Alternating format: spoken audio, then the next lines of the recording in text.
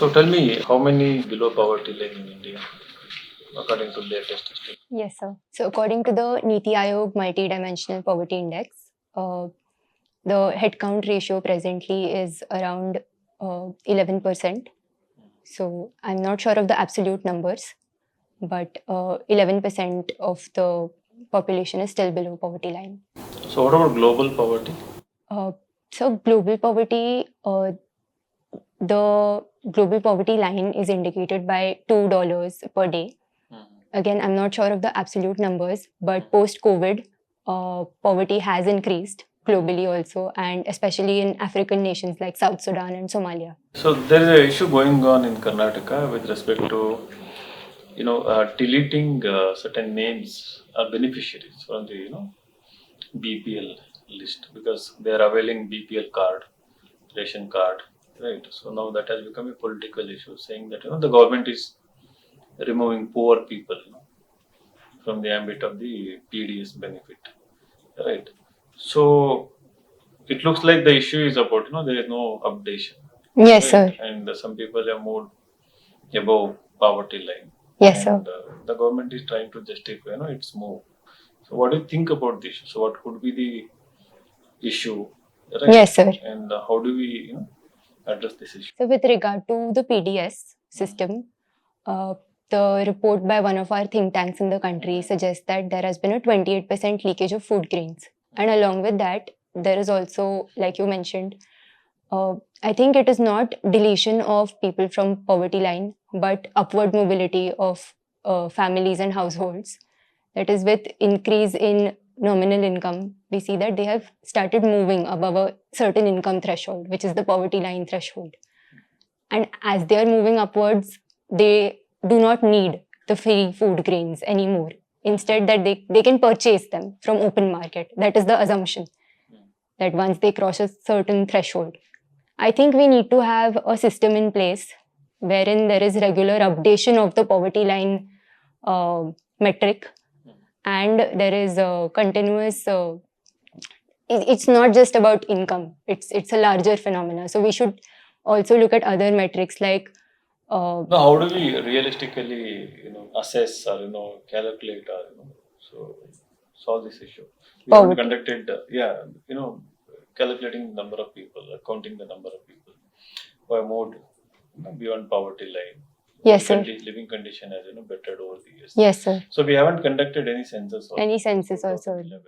Yes, And there sir. is demand for caste, socio-economic, caste census also. Yes, sir. So do you think not having any kind of census on behalf from the government, Yes, sir. right, has it complicated? Of course, sir, it has complicated the issue because data gives us an objective view of any issue. In this case, it is poverty. For us to know what the situation is relative to 2011, it is essential for us to conduct a census. And with respect to caste census, I think it is an issue which is bipolar in nature. That is, there is no. It falls in the gray. It falls in the gray. Like if we conduct it, there are certain. What about your personal opinion? Yes, sir. So, being a graduate in economics, what do you think? Should it be conducted or not conducted? I think we should conduct a caste census to get a better view of our population.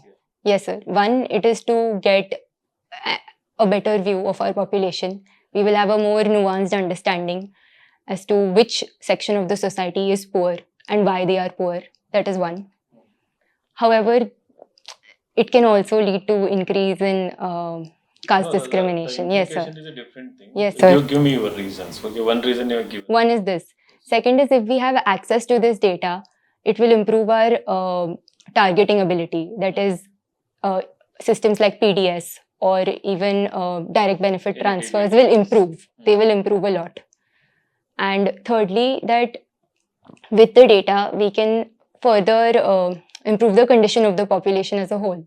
Like we can improve means like government. The government, along with other stakeholders in the society. So, what about from the perspective of the communities themselves? So, when they get to know their exact numbers, right, let us say smaller communities, smaller castes. Yes, sir. So, when they get to know that this is the precise, almost yes, this is our sir. population. Yes, sir. Right, this much is our population, this much percentage is our population in the state, right? So what could be implications of it? Sir, it can go both ways. One is that they can be accepting of the numbers, accepting of the reality and their actual situation, and not be driven by socio-political movements like extremism. Hmm. But another So once aspect they is know, yeah, tell me. yes, sir. Another aspect is So one is this, Hmm. that they can be accepting of the situation. Hmm. But another aspect is that the fact that they are smaller communities, the demand for reservation will increase further. Hmm. And then this can create an issue between reservation and meritocracy in the future. So one aspect is demanding reservation. Another, they might force government or even political parties for more representation. Yes, sir.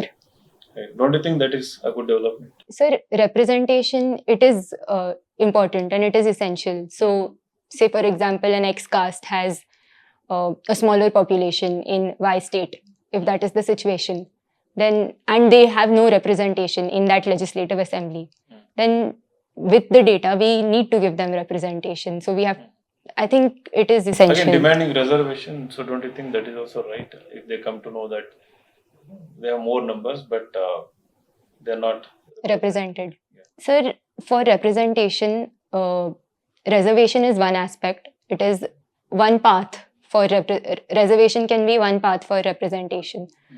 And for communities which have underprivileged indicators in education, health, there is an intergenerational inequity which is persisting, and therefore they need reservation. Along with reservation, if the government focuses on the aspects of education and health, I think eventually we can let go of this policy. But it is a very significant, and it is a very like a burning issue. It's a socio-political issue. So what was Ambedkar's view on capitalism? Was he pro-capitalism or against capitalism? sir, I'm not sure. Can you take a guess based on your? Okay. Yes, sir.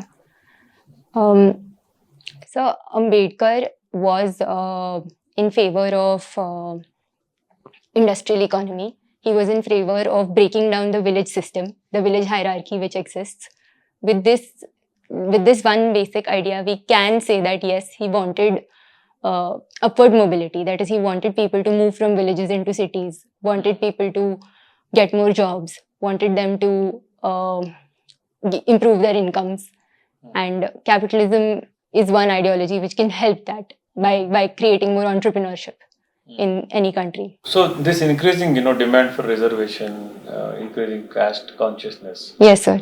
How does it impact administration, public administration, governance? Yes, sir. So increased caste consciousness, it can increase demand for reservation. And with respect to public administration or governance,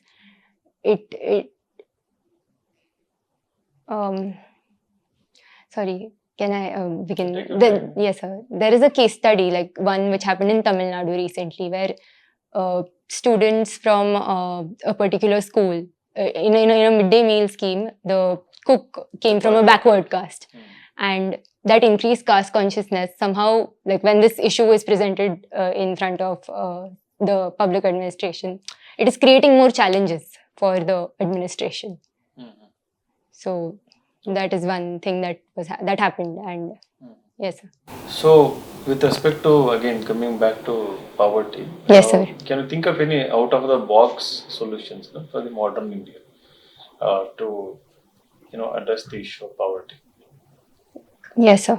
Something technology enabled.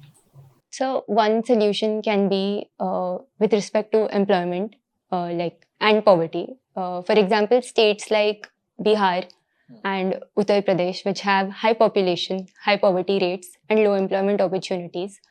What can be done is we create a system where, say, southern states, or which are technologically advanced states, they present their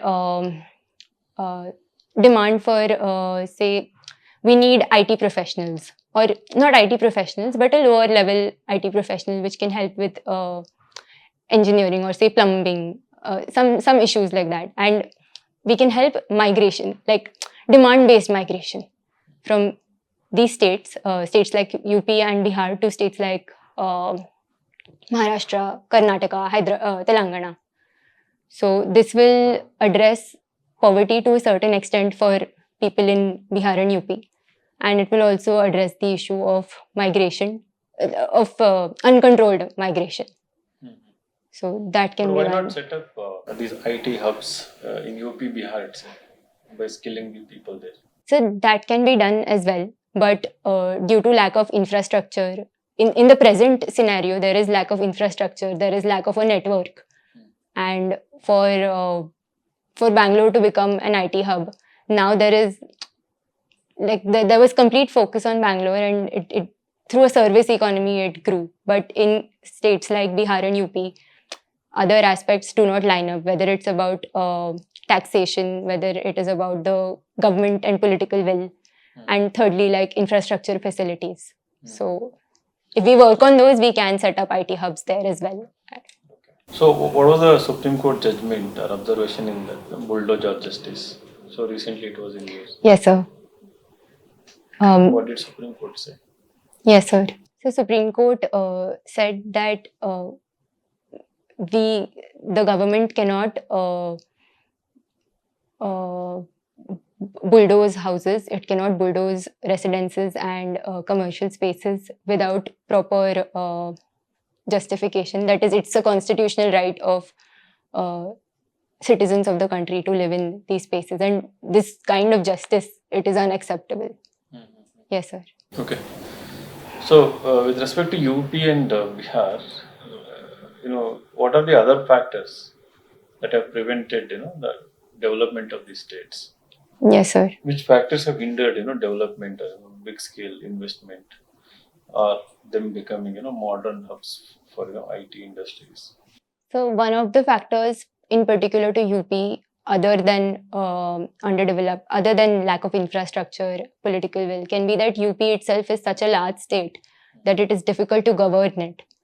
And Western Uttar Pradesh has done well, while Eastern Uttar Pradesh remains backward. And Western UP could succeed because of the impact of Green Revolution and agriculture. So maybe decentralization is one thing which can help UP further. And in case of Bihar, focusing on human resource is the major goal.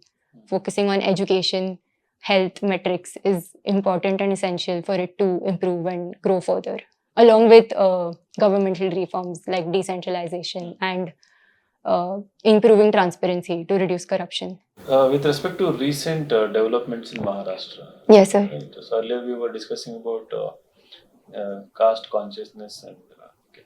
So it was seen that that has again deepened so much. We saw that during Maharashtra elections. Yes, sir. Will it have any implication for development? Yes, sir. Increasing caste consciousness does have implications for development. One is that development itself can take a back seat because, like during the elections, we saw that Maratha reservation was one issue which was at the forefront, unlike developmental issues of, say, Vidarbha or Marathwada region in the state. So that is one. And secondly, it is difficult for the state to grant more reservation now. It has already crossed the threshold of 50%. And with the recent act that they passed, which is subjudicial currently, that they have given the state has given reservation to Marathas. It has crossed 70% now. It is 73. So in such a situation, I think it is important to address this issue with a little more like caution and focus on development, because yes, you need a caste census. Yes, you need to find out more about your population, but it has to be done properly, implemented properly. Okay.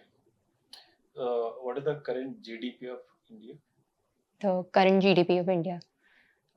Sir, we are a $3 trillion economy presently, and we are growing at a 6.4% rate. We grew at 6.4%. When we will achieve $5 trillion?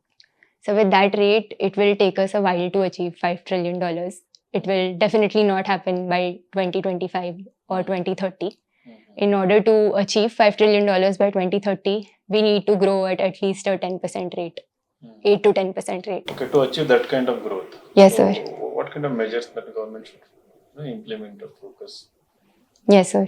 So, in order to achieve that kind of growth, we have to focus on improving capital expenditure in the country. And that is something that the government is doing. Our capex has been growing since 2014. With increased capital expenditure, it will help in improvement of infrastructure, and with that, it will create a multiplier effect in the economy. But we are seeing increasing trend. There is competition among states, to spend on so-called, these guarantee schemes, Uh, freebies. Freebies, yes, sir. So will that help us achieve 10% growth?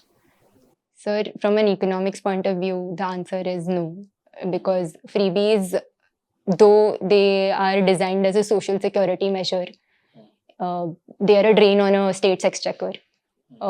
And it will create a higher fiscal deficit, and it will create debt sustainability issues for a state. So with freebies, we cannot achieve that growth rate. Then again, Maharashtra, we saw both the parties. Yes, sir. Karnataka, we have seen that. Then Yes, we saw sir. in Haryana also. In Yes, Telangana sir. also. Yes, sir. So I think it is becoming a trend, Yes, sir. right? So what is the way forward in your opinion? Because in Karnataka, we have seen that it is not allowing government to focus on capital expenditure. Yes, sir. Right. So that has been a constant issue Karnataka is facing because of the burden on the exchequer. Yes, sir. So what should be the way forward? Sir, instead of giving freebies like free gas, free electricity, focusing on maybe an alternative can be direct benefit transfer. I know it is similar to freebie, but at least it is an amount which is So they are also doing DBT only, so directly transferring money to the accounts of the yes, sir. this Gruha Lakshmi. Yes, sir. Ladki Bahin Yojana in Maharashtra also. So maybe instead of giving money, like just transferring money, it is important that governments focus on increasing work in the society. That is, India is a young country, and for us to harness this youth, the potential of the youth, we have to encourage them to work, encourage them to be employed, and such freebies will not help. So I think instead of focusing on the political aspect, like a freebie is good politics but bad economics. So we have to let go of it. And I think as alternative, they should focus on improving working conditions in factories, improving access to credit so that, youngsters can start their own businesses. Or, for example, the PM Swanidhi Yojana, it helps street vendors. So that is a good scheme in relation to a freebie or a direct benefit transfer. But I'm not against DBTs because we need direct benefit transfers, especially for people who come from below poverty line, and we need it as well. So what are the important headlines that you come across this week? This week? Yes, sir. So one is about Trump's, the US president's, yes, sir, the new cabinet that Trump has announced. That is one. Another headline is PM Modi's recent visits to CARICOM, the Caribbeans, and where PM Modi received two honorary awards. And it is one of the first visits in the last 50 years by an Indian Prime Minister. These are two. And another headline is that the US vetoed a resolution in the UNSC to create a ceasefire in Israel, Gaza. Yes, sir. Domestic news? National news? Yes, sir. So one is the bulldozer justice judgment, which was came up. Second is about Maharashtra Assembly elections and how the voter turnout is higher in comparison since 1995. Yes, sir. These are the two major news. So the voter turnout was like 58%. No, sir, Percentage of it was higher. It was 65%. 65%. Yes, sir, today's newspaper. Okay. Thank you. Thank you. Did you start preparation? Not as intensively as I expect to, but Mhm. it is going on slowly. So what did you do like last 8 days? So last 8 days I've started reading about behavioral economics, and there's this new book that about accelerating India's economic development Mm. by Karthik Muralidharan. So that is one. So read book also instead of reading entire book. I think collect Snippets. multiple ideas. Yes, sir. From, multiple books. Yes, sir. So that will be better than, because see, at the end of the day, even if you read entire book, there may be like 5 to 6 unique ideas. Yes, sir. So better to that Blink List app. Yes, sir. Blinkist app. I have that downloaded. Similar apps. Yes, sir. Better to. I think brainstorming ideas, getting more ideas, Yes, sir. interlinking different ideas. I think that should be done. Okay. So yeah, you have ability to engage. So that is good. Like, because the very nature of performing in the interview should be something what you are doing. Okay. Conversational. But Yes, sir. again, the quality of points should Yes, be sir. better, and there should be Yes, sir. more dimensions rather Yes, sir. than elaborating or dragging one point. Yes, sir. That is still happening. Yes, sir. So poverty and behavioral economics, only those two are you putting, right? Yes, sir. Reading about. Yes, sir. Is it okay or?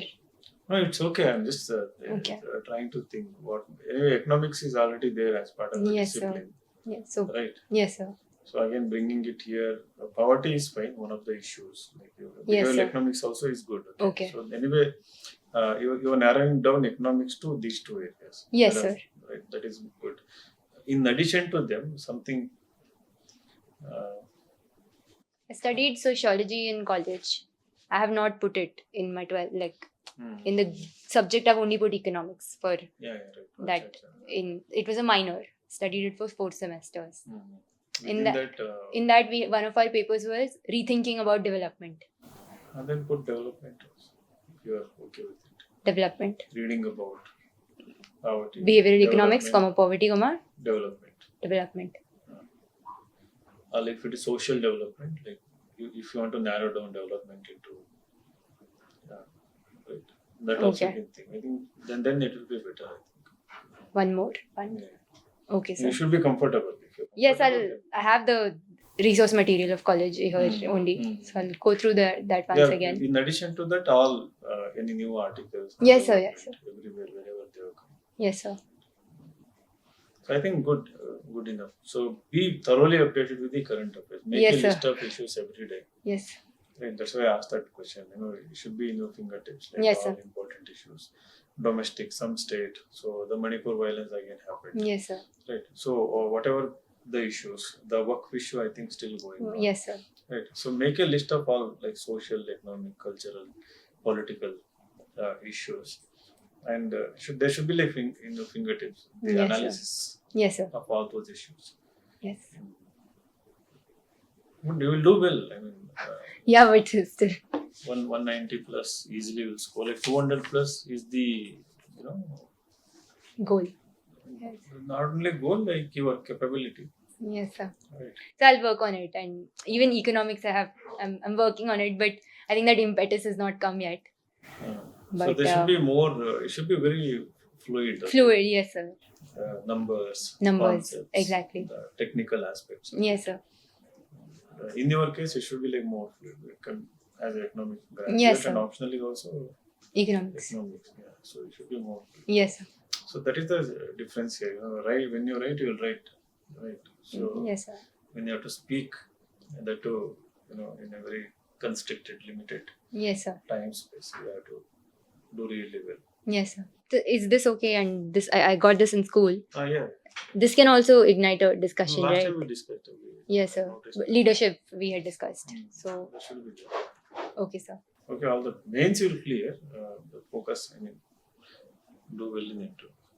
Yes, sir.